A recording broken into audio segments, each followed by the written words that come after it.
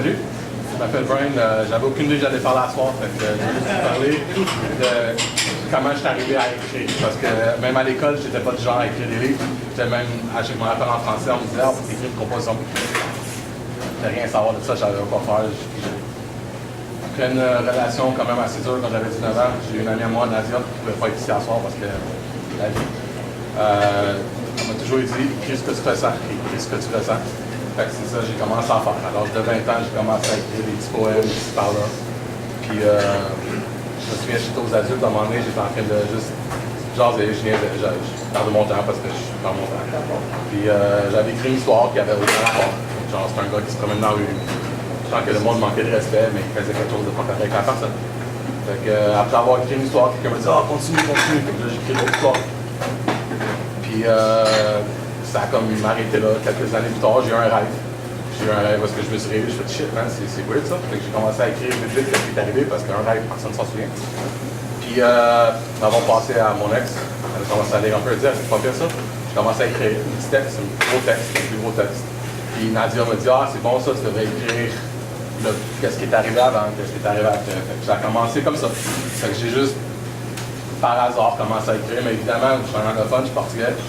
Écrire en français, c'était pas mon porté, fait que mon histoire est sortie en anglais. C'est pour ça qu'en français, j'ai jamais été bloqué.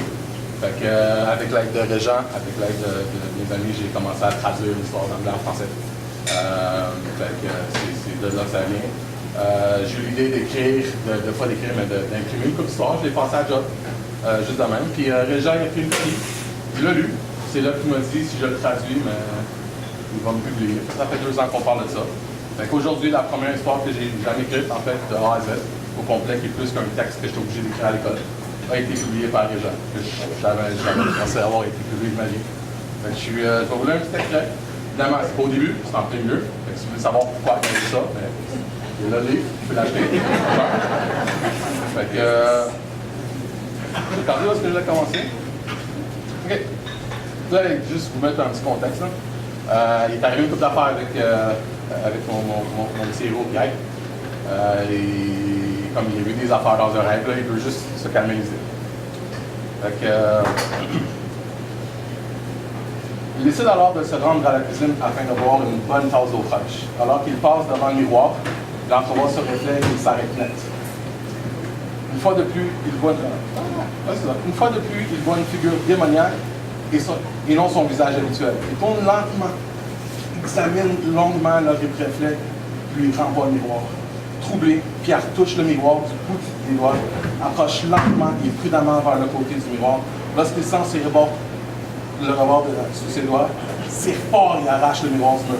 Examine l'endos, mais il ne voit rien d'anormal. Après avoir scruté le mur et le miroir, il ne voit toujours rien d'anormal. Il replace alors l'objet sous son support, en veillant à ce qu'il ne tombe pas. Après être assuré que tout est en ordre, il poursuit vers la cuisine. Quand il entre, il fait une pause de quelques secondes, regarde tout autour de lui, voir si quelque chose sort de l'ordinaire. Satisfait, il prend une tasse parmi toutes celles suspendues au rail situées sous l'armoire de cuisine. Il ouvre alors le frigo en acier inoxydable, prend la cruche d'eau fraîche et verse l'eau dans sa tasse. Après avoir remis le contenant dans le réfrigérateur, il ferme la porte et prend une gorgée. Puis une deuxième. Et alors la troisième avec plutôt mauvais goût. Pierre recracha l'eau ingurgitée dans le liquide. Remarque alors que le liquide n'était pas translucide. Il était plutôt rouge et avait une consistance assez épaisse. Paniqué parce qu'il venait de boire dans le lavabo, inox, il cherche à l'aide de son index une coupure quelconque à l'intérieur de sa bouche. Mais en vain. Pendant qu'il inspectait l'intérieur de ses joues, sa femme entre dans la cuisine. Là, je vous laisse là.